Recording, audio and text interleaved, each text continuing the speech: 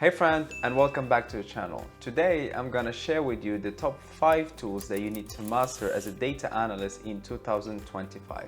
Number 1 is Microsoft Excel. Whatever you think about Excel, it is not yet outdated. Many people still use it, and it's one of the tools, the basic tools that everyone knows and you should be familiar with.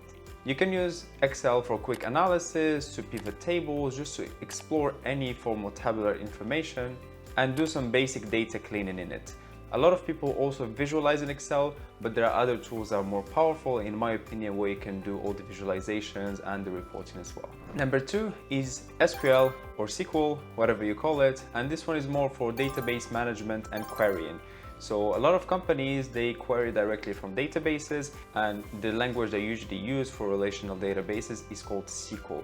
It's a very basic language to learn. It's very useful for data analysts because sometimes you have to go and get the information directly from databases. So you need to know how to query it, you need to know how to merge it, how to do joins, how to create views, how to get specific information, how to filter and all these things.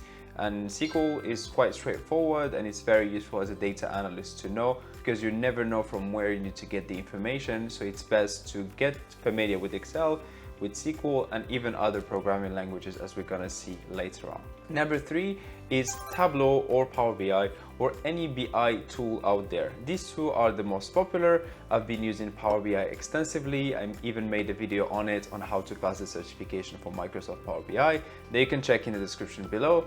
I always advise data analysts to learn and master one of these tools because you'll need them to create dashboards, reports, and just to communicate either within your team or with external clients that you share with them dashboards and updates directly in a real-time or near real-time way.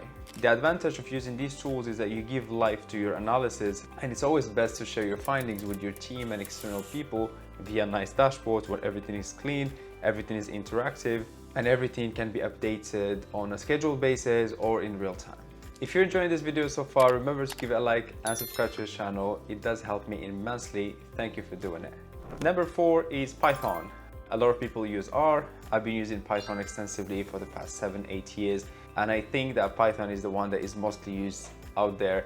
So I always advise to learn Python, but if you want to go and learn R, it's also very powerful. I work with a colleague that uses R extensively and his work is amazing as well. I can see the power of R as well. But Python is very flexible and not just for data analysis, but way more. And some key libraries that I always use are Pandas, Matplotlib, Plotly, NumPy, and many more. But Pandas is the GOAT for me in data analysis. There are some new ones that I heard of like Polars, but I haven't tried them yet, and they become very interesting when the data is huge. But if you work with data sets less than 1 million rows, then you should be fine using Pandas and doing all the cleaning, all the exploration and everything with it. And when you want to visualize, you can use Matplotlib or Plotly, which I feel like is beautiful and more interactive. Number 5 is getting familiar with the analytics tools, whether it's Business Manager for Facebook or for LinkedIn or Google Analytics or Snapchat Analytics or TikTok Analytics. As a data analyst, especially if you work in advertisements or there is data that you need to bring from social platforms, it's best for you to be able to know how to get that data. And you can just simply get around the platform and just make sure you know how to select the KPIs that you want and just export them into Excel or CSV so that you can do your analysis directly either in Excel or using Python. And if you're one of those that want to pass the PL300 certification from Microsoft for Power BI, I made a video that I will link just here for you. I show you exactly how I did to pass it after failing once, and you'll find everything in here or in the description below. Thank you for watching.